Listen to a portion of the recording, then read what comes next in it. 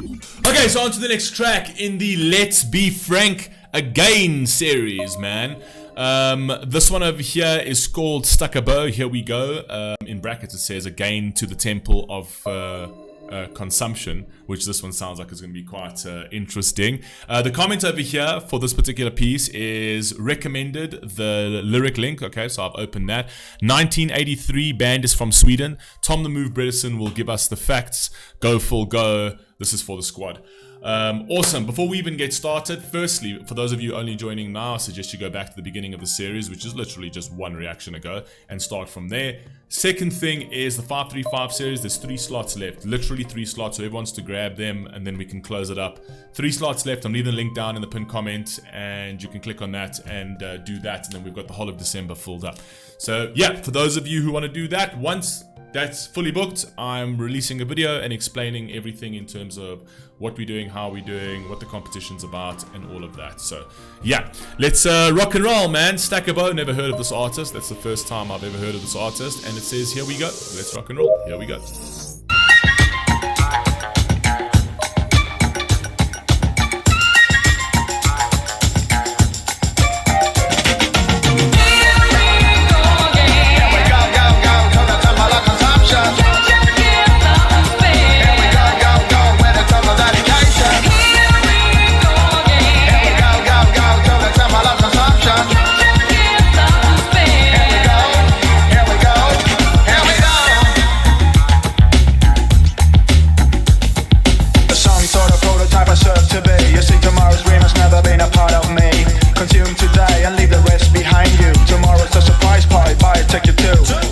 See, this is actually quite cool, because he says, as some sort of prototype I serve to, okay, firstly in the beginning he says here we go again to the temple of consumption, obviously, because that's the world we're living in. It's all consumerism, right?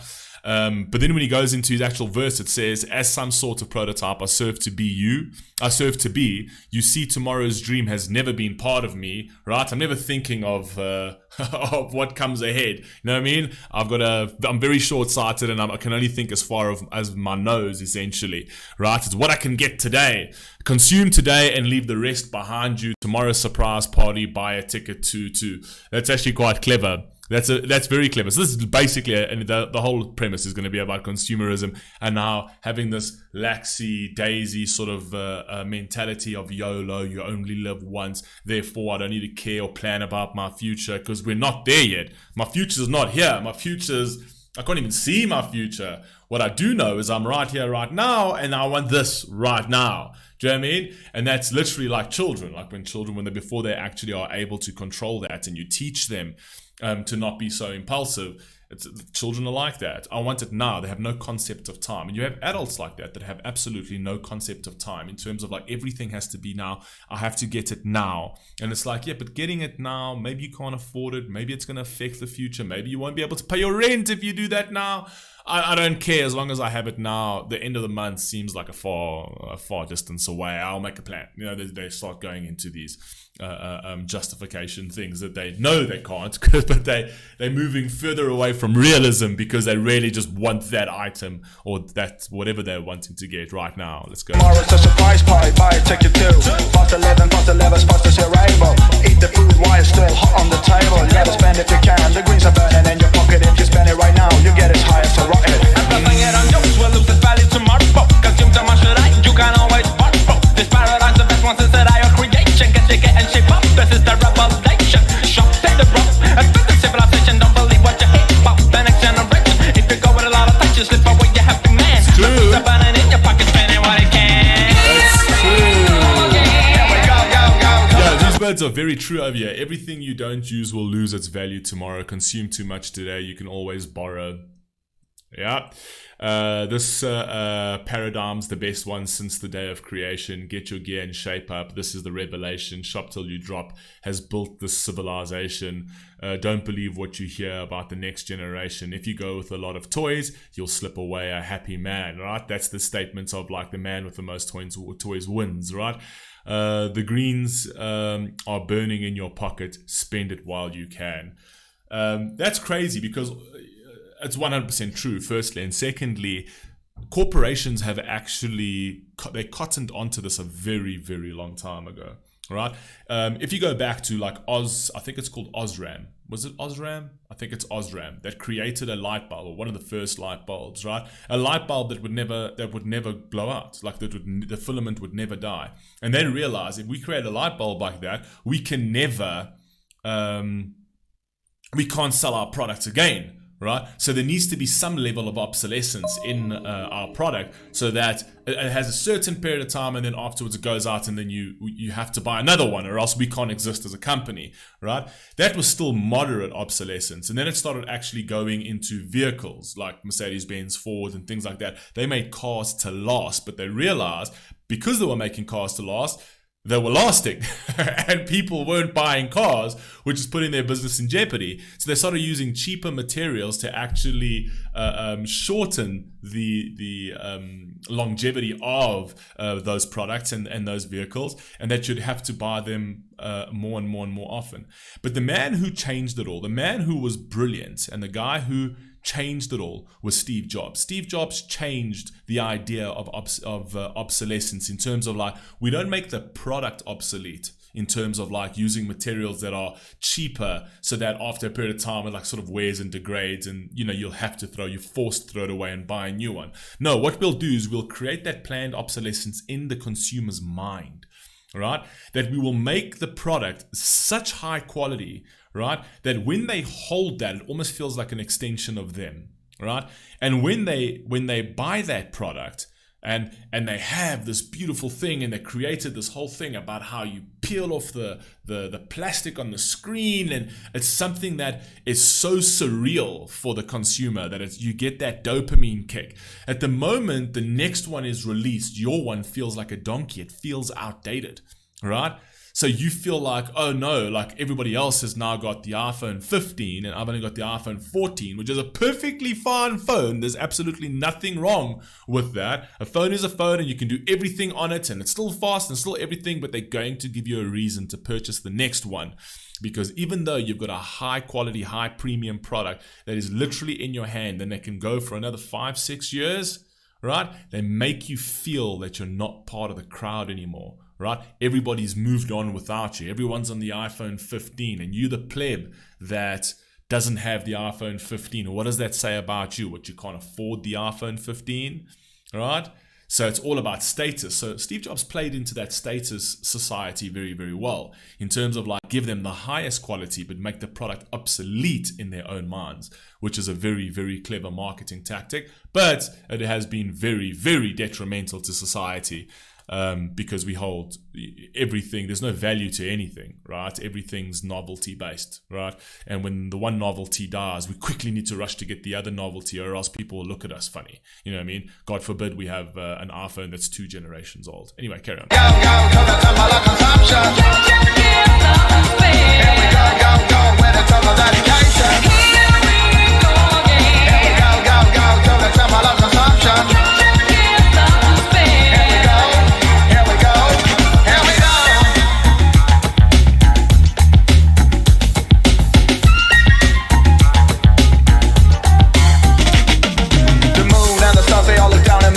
There's a correlation between tomorrow and today. I say you won't gain a thing, and that's a repudiation. We're right here, right now, that's the only situation. You can't fool me, we live on borrowed time. So I spend the funds I have to the nickel and dime. Check it in, check it out, it's not a matter of contention. Get your gear and shape up and join the church of consumption. Put it, wear it out, don't throw it all away. Go get yourself a new one, all you gotta do is pay. Because tomorrow will get, tomorrow is home. With a lot of things around me, I will never. I literally just said that. Use it, wear it out, then throw it all away. Go get yourself a new one. All you got to do is pay, right? I literally just said that, right? And this over here, we're still talking about obsolescence. Obviously, this is an older song, but we're talking about obsolescence from a strategic point, from a product perspective, in terms of making the product not as high quality and using cheaper materials so that it would wear faster, so that you intentionally you make the product obsolete over a couple of years so that the person can purchase a new one. That isn't actually the case anymore. Our products are actually very high quality. Specifically, our technological products are very high quality. But the software moves so fast, right? The hardware is very good, but the software moves so fast that people kind of feel like they're left behind. So they just flipped it around in terms of like they went from hardware that is, you know, not made too well to hardware that's made absolutely very well, and they just literally they leverage the software with the consumer, that eventually it's like, well, we no longer support this hardware. Sorry, we no longer support this hardware. That's one of the ways of that they catch people in the obsolescence game. And the other way is obviously specifically more with the younger generation, with the people that want to be status driven, which is the majority of Western society, is to be like, well, you're not cool anymore because you got the old one.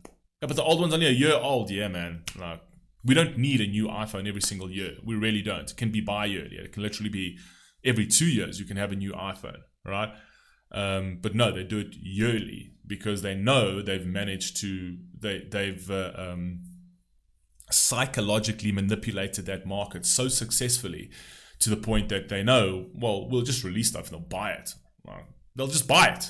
It's like, even if they don't need it, they're just going to buy it. Because why? Because it's Apple, and you can't not be seen with the latest and greatest Apple. Anyway, carry on. I'm talking about technology over here. Around me, I will never feel alone. I work around the clock just to earn my living, and I wanna get, I won't spend my funds to give it now. I'm acting irresponsible to stop what you say. Hey, somebody got my notes, so just the other day. Here we go, go, go, to the temple of consumption. Here we go, go, go, with a total dedication. Here we go, go, go, to the temple of consumption.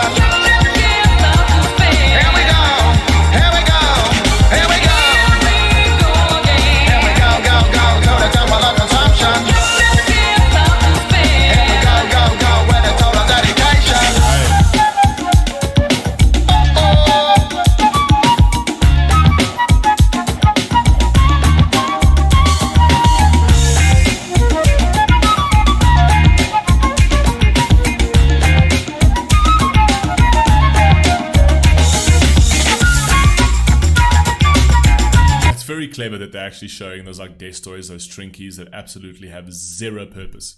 But we buy them anyway because they're so cool. We buy them just to buy them, right? Because it's like, oh wow, they do this thing. The novelty dies inside of 5 hours.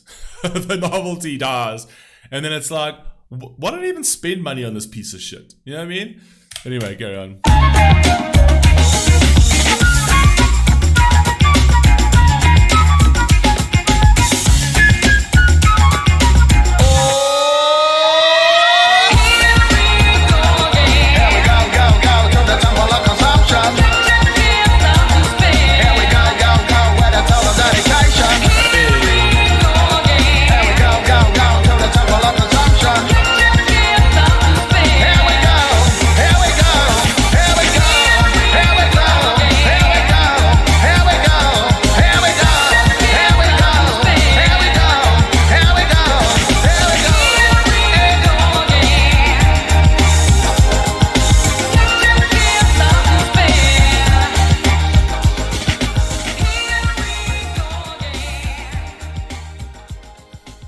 Stakka, here we go. Yeah, that was actually a very, very cool song, man. I actually really liked that. And I also like the whole concept of the sound as well. The instrumentation, how it was so upbeat, as if you're on this journey. It's like, here we go, go, go, and it's about consumption. Hey, it's like, it's so like joyous and jovial. It's like, yeah, man, let's take a trip to the mall. Let's buy some more, you know? And it kind of like plays into that sort of psychology, like this kind of like a loop mentality of like, as you get your money, here we go again, back to the mall. And then it's like, that sound was quite monotonous, yet very telling of the actual consistent journey of this consistent repetitiveness of like, we get our money, we spend it on shit we don't need. We get our money again, we spend it on shit we don't need. We get our money again, we spend it on shit that we don't need. We don't have the money, we get credit. It's not our money, but we get credit because we're gonna spend it on shit we don't need. You know what I mean? But yeah, man, that's crazy. Well, unfortunately, that's just the system that's been created, man. It's capitalism on steroids. But yeah, you guys let me know what you think down below, and I'll catch you in the very next one. Peace!